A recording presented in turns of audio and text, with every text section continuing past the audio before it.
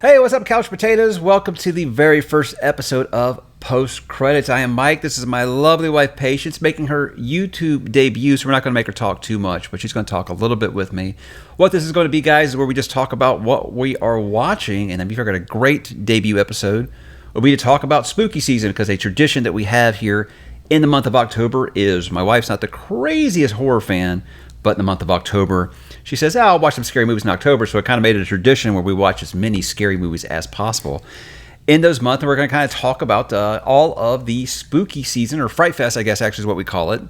How many years do you think we've been doing this now? Before kids? Before kids, so at least 11 years we've been doing this. It's just kind of got bigger and bigger every single year.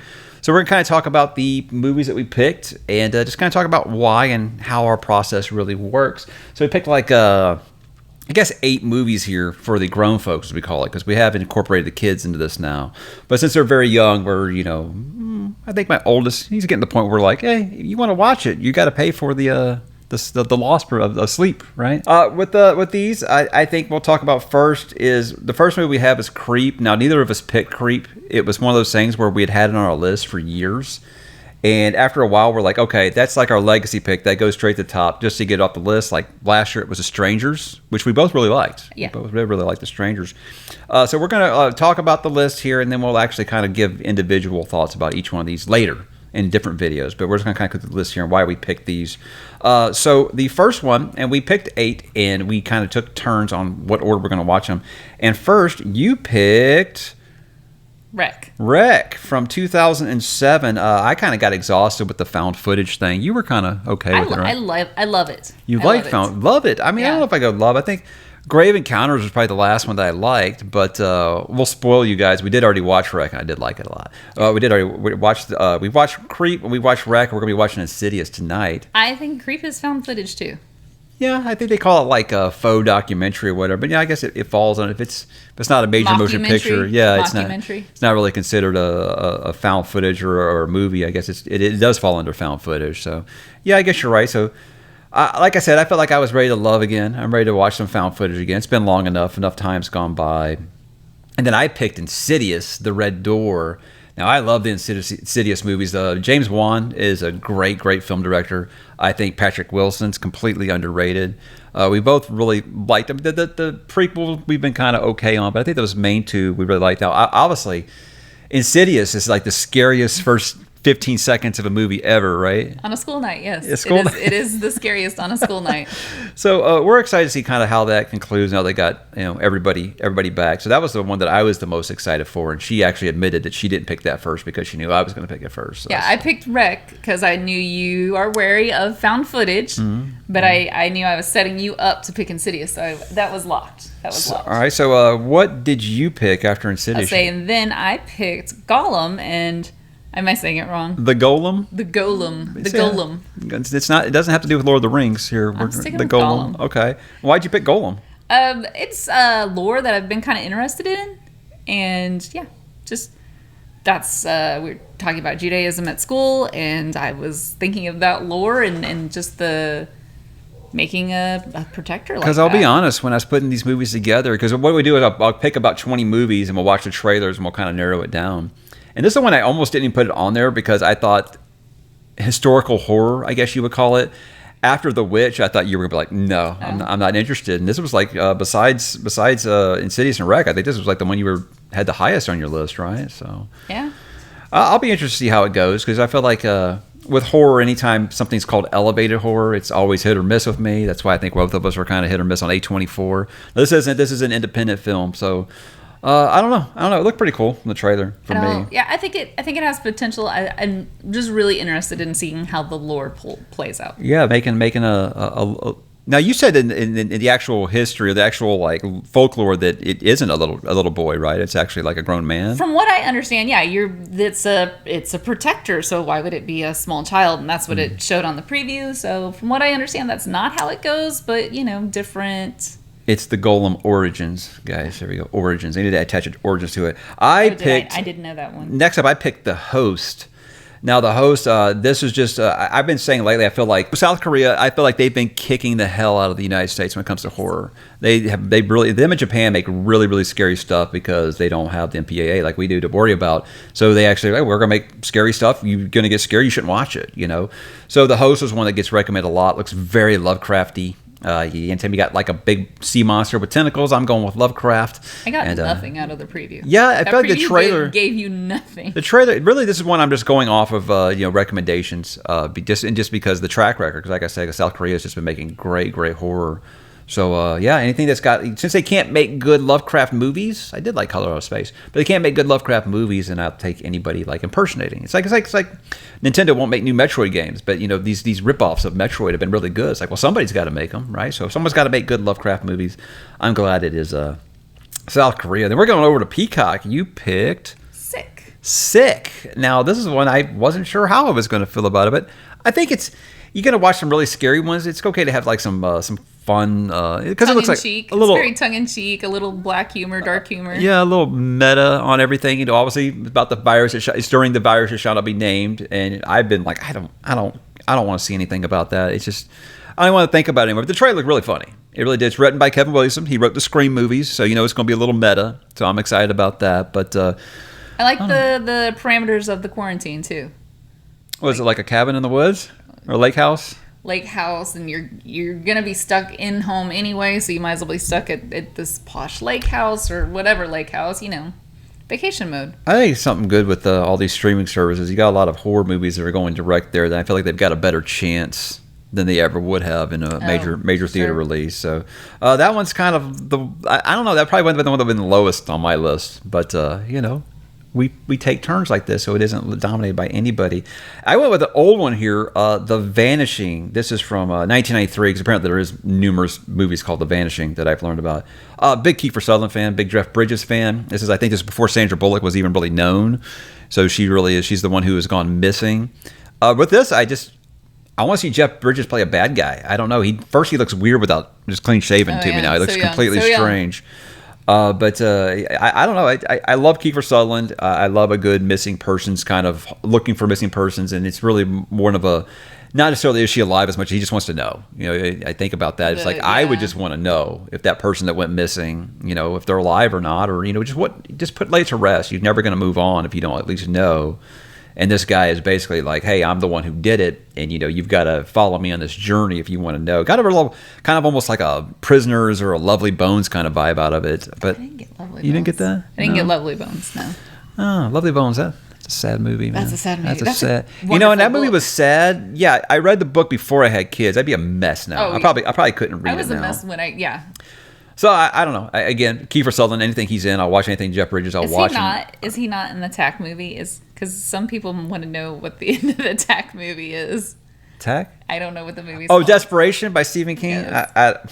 Some people need to know the end of that movie. Somebody? Some people, huh? Some people. Okay, well, what'd you pick next? You picked Smile. Smile. This movie looked creepy. Yes. Because I don't know. But I was avoiding the other movie. Right, yeah, we'll get to that. But I was avoiding another one. With Smile, I don't know. I heard a lot about it when it first came out, and I was always like, yeah, this kind of creepy if someone's just smiling at you for no reason. And it gave me Buffy vibes. Buffy. Oh, the gentleman from Hush. Oh, I can see that. I was getting Buffy vibes, and it looked scary. Oh, this feels like one of those where the trailer gave away too much, I think. I don't know. Maybe it'll surprise me. But, people that you don't know smiling at you, that can be very, very creepy. This one, if this one doesn't happen this year, because be honest with you guys, we make this list, and sometimes real life gets in the way. You got kids and stuff. It doesn't always happen, especially since we've incorporated the kids' movies into these now too. Say we have 2 weddings in October. Yeah. We got a new Mike Flanagan series coming out too. So it's one of those things where we're like, hey, if we run out of time, we usually just kind of roll them over to next year. Well, Lights Out is right up there with Creep, and The Strangers is one that's just been kind of just kicked to the curb every year because she's too scared of it. She thinks that the trailer, terrifying. And the trailer is good. It's very, very effective, and it's I don't know. I'm excited about it. So I've said if this doesn't happen this year, this gets the Creep treatment and the Strangers treatment. That it's the first movie that we watch next year. So you're going to have to face your fears. face your fear. You could be like I did with the kids when they were young. You can hold my hand right here and you can put it over your eyes. When I'm too afraid. Yes. See, guys, I don't want to scare her so much that she just says I'm not watching horror movies anymore. So I try to be nice about it. No, the only reason I watch with you is because you don't terrorize me. You don't torture me. Most of the movies are good. There was only one that stuck with me, for years. Well, should I tell them the story of The Mist? So we went and saw The Mist when we were dating. And was that like... We hadn't even been together a year. 2007, yeah. We were still dating. We didn't even live together yet. And she came to my apartment, and it was dark, and I thought, right after we saw the movie, and I thought, I'll be clever and hide over here in the corner and scare her. And I go like, there's something in the mist. And she screams and comes running at me swinging. And I said, I'm never going to do that again. So she said, I'll watch horror movies with you as long as you don't try to scare me after. So that has been the rule so far. So I'll make sure with lights out, I'm very, very, very gentle and very, very kind and caring, and we can watch cartoons right afterwards, maybe some Family Guy. So it's nice, mindless Family Guy. Yeah, it's we used to watch episodes of The Office, I think, when this stuff got too scary, or Lion King or something like that. The Fall of the House of Usher, and obviously it's not a movie, but I am a huge Mike Flanagan fan. I want to say she is as well, because every movie that we've watched by Mike Flanagan, I remember her really, really enjoying. Several of them have made her cry, because I think Mike Flanagan's just... He's a different kind of horror director, because Bly Manor. Yeah. Haunting Hill House. Yeah. The kid that died, and he becomes like whenever she dreams about him, it comes to life or something like that. What was that one called? Yeah, Before I Wake. That was Ouija 2, the good one. He did. So yeah, Mike Flanagan's great. We love him, and everything he puts out is just awesome. In fact, Gerald's Game completely scared the shit out of her. So he can still scare you. Me. Yeah. But Mike Flanagan, I think he makes you care about his characters before bad things happen to them. Instead of just making them lambs of the slaughter. I think that what makes him so special, and him tackling Edgar Allan Poe, that's just exciting stuff. And basically, like mashing up several. I mean, obviously, Fall of the House of Usher. That's a story. It's got 2 characters in it. And 3 characters. The third one's a narrator, an unnamed narrator. So I was like, how are they doing that? And then you see the trailer. There's several other very, very famous Poe stories there. I see you got Mark Hamill playing Arthur Pym. That's a big story, or big character from his universe there. So I'm excited to see how he do it, because there's no one I would think I would like to see playing around that playground more than Mike Flanagan. And you still mad about Midnight Club, or have you moved on? Have you accepted that we won't get season 2 of Midnight Club? I'm a little brokenhearted, but I really enjoyed it when it was on. Like, I enjoyed every episode of that. That was straight nostalgia, and done so brilliantly. I loved the story within a story format, or storytellers within the story. She's a big R.L. Stein fan, so I think that it was R.L. Stein. Was it R.L. Stein? Was Midnight Club R.L. Stein, or was it someone else? Or was it Dean Koontz? No, it was R.L. Stein, and I read a good amount of Stein, but when I was in middle school, it was Christopher Pike. Christopher Pike. That was my go-to author, man. Christopher Pike. Yeah, no, Dean Koontz. What am I thinking? Dean Koontz. Nobody reads Dean Koontz. Get out of here. We got a couple of if times, and these are ones she's going to say that I put on here without her permission. Yes. We make this list, and the ones that get the ones that get cut off, we usually would just roll over to next year. Well, I've seen a couple since then. Look, I'm going to be reading The Ruins by Scott Smith this month, so I said The Ruins could be one. It's just, obviously, if we really are rolling through this, because, I mean, we're not even in October yet. We've already got to start on this list. The Boogeyman on Hulu. Just watched a trailer. It looked good. And No One Will Save You on Hulu. We watched a trailer earlier, and I think the trailer pretty much noped her out, because that was an effective trailer. And that's really all we got for the grown folk stuff. I said we have incorporated the kids onto this. So we have some movies with the oldest boy, who is 11. Wait. I have a question. Yeah? Are we watching... Wait, that was just a book that you recommended to me, right? Head Full of Ghosts is a book that I think you'd like. It's not, but it's not. It doesn't have any. They're making one, and the girl that plays Jill on The Leftovers is going to be playing the girl in that. But I don't know anything about Head Full of Ghosts yet. But they are making that movie. Okay, well, you have me very interested in the book. Yeah, I said that sounded like something you'd be watching on Netflix, and you're like, yeah, absolutely, 100%. So 11-year-old, he's got to the point where he's starting to get a little braver. And last year I jumped the gun. Horrible dad moment. I let him watch Saw, and it completely wrecked him. Me with spiders, guys. Me with spiders. That's him with dolls. And so Jigsaw on the tricycle, and that was just too much for him. He couldn't take it. So I mean, Saw. It was a little scarier than I remembered, honestly. And I felt while it was going on, I was like, man, I should probably cut this. But he wanted to finish it. But he's picked some movies this year. So I told him this year, because he picked some scary ones, and I said, that's fine. But you know what? If you want to stop watching them, it's fine. No one's going to tease you. No one's going to make fun of you. But you're sleeping in your own room. You're not sleeping on the couch. You're not sleeping in my bed. You know, last year was my fault. This year it's going to be your fault. And he picked some good ones here. Zombieland, I think, is a movie we love. I mean, Woody. Who doesn't love Woody? Who doesn't love We're big fans Woody? of Woody. And this is just a fun-ass movie. It's just so good. We watched it this morning again with him. I thought it was a good one to start with for him. And it's just as good as I remember. It's only the second time I've seen it, but yeah, it's so damn good. It feels almost like an MCU movie before an MCU movie, but way more raunchy, obviously, because it's got a lot more. It's R-rated, obviously. But I just love that. I love when they flash the rules on the screen and stuff. If you haven't seen that, guys, I mean, if you're tired of like Walking Dead and stuff, watch Zombieland. It'll make you remember why you kind of fell in love with the zombie genre in the first place. It Chapter 1 and 2. Look, this kid has been obsessed with Pennywise for like 3 years, and he's never seen this movie. He actually went as Georgie for Halloween one year. Yeah, he did the Georgie costume. He watched the Tim Curry one, and he liked it. But I felt like that was much more approachable. But he wants to watch the new one because he feels like it is going to be a little scarier and a little closer to the book in some ways. I'm going to try not to be that guy because that's my second favorite book of all time, guys. And so I try not to be like, well, you know, this isn't like the book and that. So. Well, at least until afterwards, I'll be like that. Your second favorite book? Yeah, Dune's my first. What? Okay. What do you think it is? Gone with the Wind? No. Tower? No. Okay. You don't even know what they're called. Married for 100 years, guys, and she don't even know my favorite books. Final Destination. I think you don't know. Final Destination. I remember seeing that in the theaters when it first came out.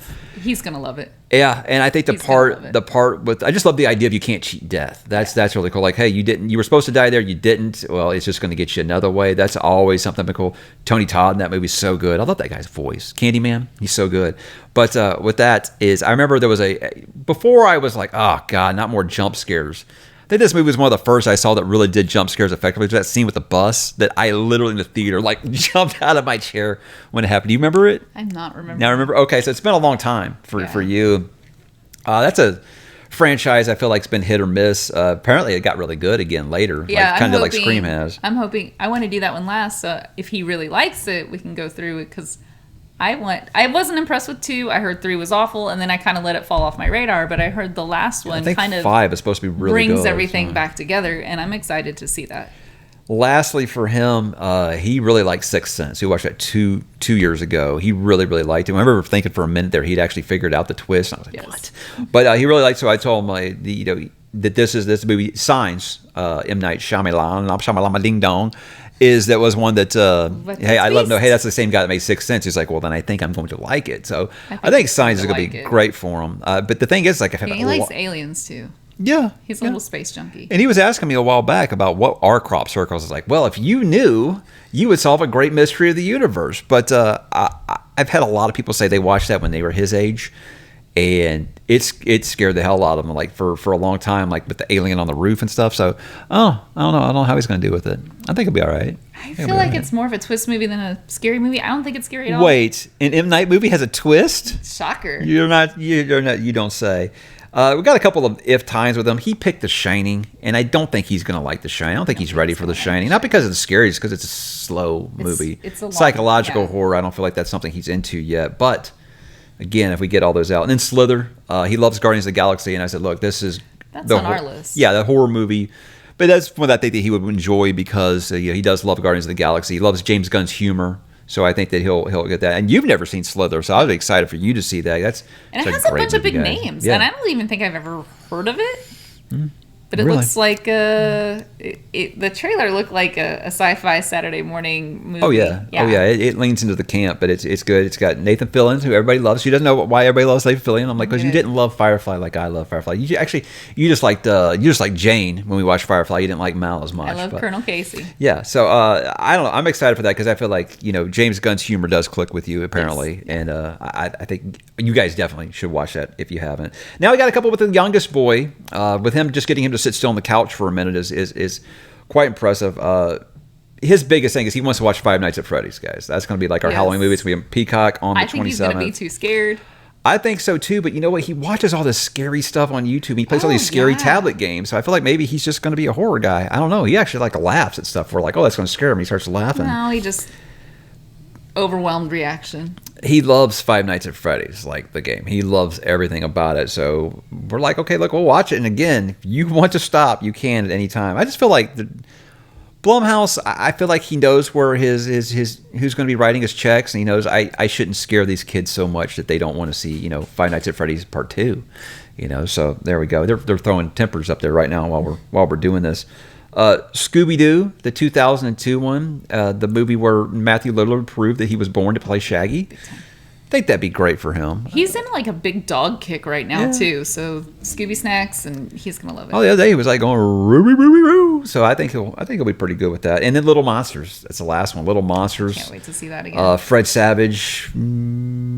What's the guy's name? Howie Mandel. Howie Mandel. I don't always want to say Mickey Rourke. It's not Mickey Rourke. Howie Mandel. Now that's a movie I feel like I don't know how well it's aged. But I feel like I'm still going to love it because I mean there are several movies. And another Fred Savage movie. I loved The Wizard when I was younger. I tried watching his ad. I was like, God, what a dog shit movie. So in my head, Little Monsters and Drop Dead Fred are conflated. Oh, and I'm like, wow, Drop Dead. I'm like, that's really inappropriate. Wait, that one's Drop Dead Fred. Little Monsters will probably be okay. You think? I don't know. Brendan watched it, and it was a bad trailer, by the way. My oldest watched the trailer, and he was like, I don't think I want to watch that. But I don't know. I loved it when I was his age, you know. And I feel like it's Fred Savage and Ben Savage, brothers.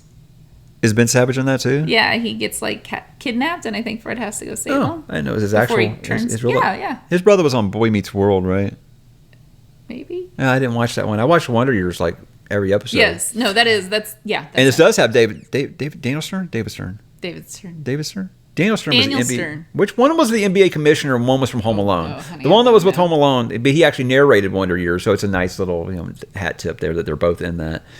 But I don't know. I loved it a lot. And then we got I'm excited to watch that again. It's The Great Pumpkin, Charlie Brown. That's just a family one. We watch it every year. You know, it's a tradition. So Sleepy Hollow. Oh yeah, the Headless Horseman, like the one from Disney. Yeah, the short. It's actually.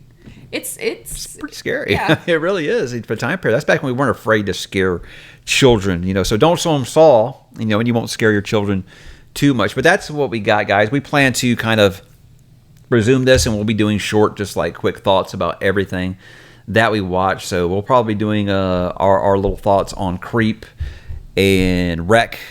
And did Wreck you? Did it wreck you hard? It got me. It got me good. It's pretty good. It was pretty good. And we'll probably go ahead and just watch Insidious tonight, and then maybe we'll go ahead and do that one as well. So thanks for hanging out with us, guys. I think this will be a fun new segment. I'm glad that, my wife got to pop her YouTube cherry here by talking about something I love, which is horror movies, because this is the one time of year that we get to do it. I don't know. Maybe we'll do another one, and she'll talk about why It Could Happen to You is the best movie of all time. You know? I don't know about all time, but gosh, I love that movie. All right, thanks for watching, guys, and we'll talk at you soon.